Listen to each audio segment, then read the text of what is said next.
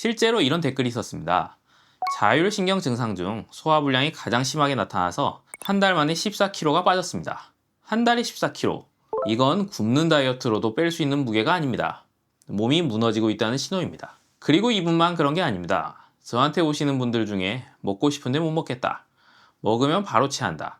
살이 계속 빠져서 무섭다라고 말씀하시는 분들이 정말 많습니다. 병원에 가면 검사 결과 이상 없습니다. 이 말만 듣고 돌아옵니다. 이상이 없다는데 나는 밥도 못 먹겠고 살은 계속 빠지고 죽을 것 같이 힘든 겁니다. 이게 얼마나 막막한 건지 겪어보지 않은 사람은 절대 모를 겁니다. 오늘은 이 악순환이 왜 생기는 건지, 그리고 지금 당장 집에서 이걸 어떻게 끊을 수 있는지 구체적으로 알려드리겠습니다. 먼저 핵심부터 말씀드리겠습니다. 여러분의 소화불량, 체중 감소, 기력 저하, 이건 위장이 고장난 게 아닙니다. 자율신경이 망가진 겁니다. 자율신경이 제대로 작동하지 않으면 위장이 움직이질 않습니다. 음식이 들어와도 소화액이 안 나오고 장 운동이 멈춰버립니다. 그러니까 아무리 좋은 걸 먹어도 흡수가 안 되는 겁니다. 그래서 위 내시경을 찍어봐도 위 자체는 멀쩡한 상태고 문제는 위를 컨트롤하는 자율신경이 있습니다.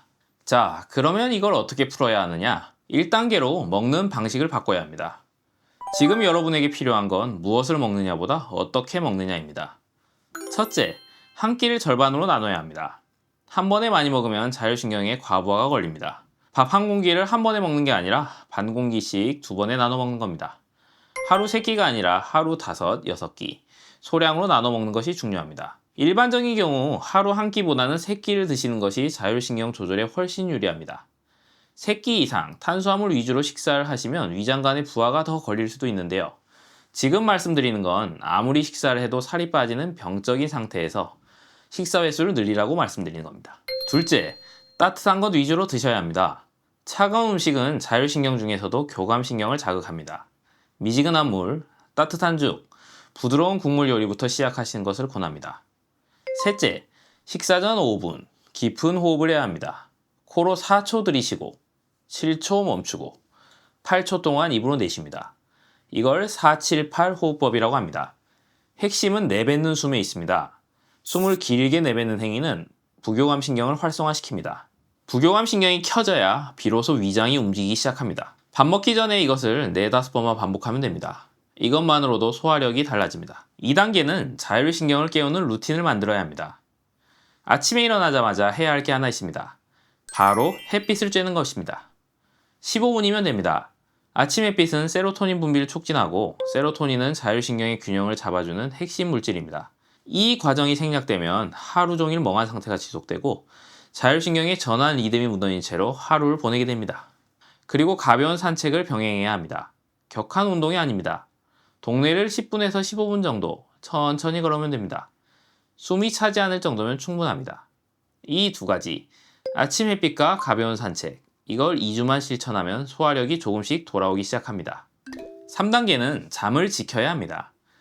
자율신경 실조증이 있는 분들 대부분이 수면에 문제가 있습니다. 밤에 잠을 못 자거나 자도 개운하지 않거나 수면이 무너지면 자율신경 회복이 절대 안 됩니다. 우리 몸은 잠을 자는 동안 자율신경을 리셋하게 됩니다. 이 과정이 무너지면 어떤 노력을 해도 밑빠진 독에 물 붓기나 다름없습니다. 밤 11시 전에는 반드시 누워야 하고 자기 전 1시간은 핸드폰을 멀리 둬야 합니다. 그리고 아까 말씀드린 478 호흡을 눕자마자 실행하면 됩니다. 이 호흡은 폭주하는 교감신경에 브레이크를 걸고 몸을 이완 모드로 전환시키는 가장 빠른 방법입니다. 그런데 선생님, 저는 왜 이렇게 된 걸까요? 이런 질문을 정말 많이 받습니다. 자율신경이라는 건 우리가 의식하지 않아도 알아서 돌아가는 신경입니다. 심장 뛰는 것, 숨 쉬는 것, 음식 소화하는 것, 이걸 자동으로 조절하는 게 자율신경입니다. 이 자율신경은 크게 두 가지로 나뉩니다. 교감신경과 부교감신경. 교감신경은 긴장, 스트레스, 전투 모드. 부교감신경은 이완, 회복, 소화 모드. 문제는 현대인들이 교감신경이 항상 켜져 있다는 것입니다. 업무 스트레스, 불안, 수면 부족, 과로, 여기에 스마트폰까지 우리 뇌는 하루 종일 긴장 상태에 있습니다. 교감신경이 과활성화되면 부교감신경이 억제됩니다. 부교감신경이 억제되면 뭐가 안 되냐면 소화가 안 됩니다.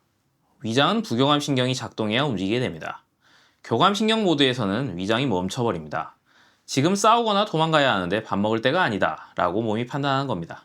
그 상태에서 억지로 먹으면 체하거나 더부룩하거나 위산이 역류할 수 있습니다. 그러니까 안 먹게 되고, 안 먹으니까 영양이 부족해지고, 영양이 부족하니까 자율신경은 더 불안정해지고, 이게 그 악순환의 정체입니다.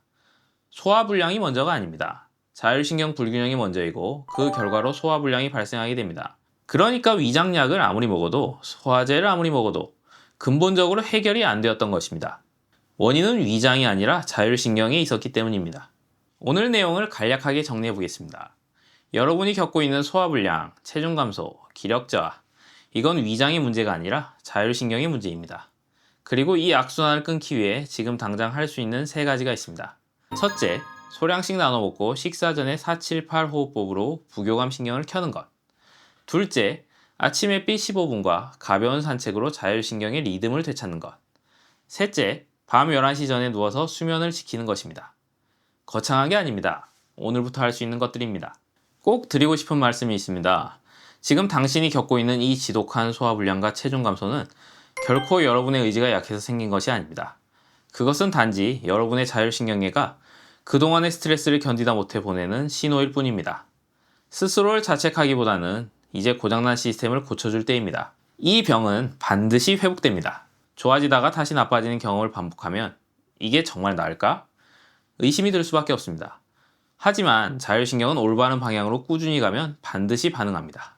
속도는 사람마다 다르지만 방향만 맞으면 몸은 분명히 달라집니다. 여러분은 혼자가 아닙니다. 같은 증상으로 힘들어하는 분들이 이렇게 많고 그 중에서 회복하고 있는 분들도 분명히 있습니다. 혹시 실천하면서 힘들거나 궁금한 점이 있으시다면 혹은 내 증상이 자율신경 문제인지 확신이 서지 않는다면 언제든 댓글을 남겨주십시오. 제가 직접 하나하나 읽어보고 여러분의 고민에 답변해 드리겠습니다. 오늘 영상이 도움이 되셨다면 구독과 좋아요 눌러주시고 이상 안심 한의사 안철호였습니다. 감사합니다.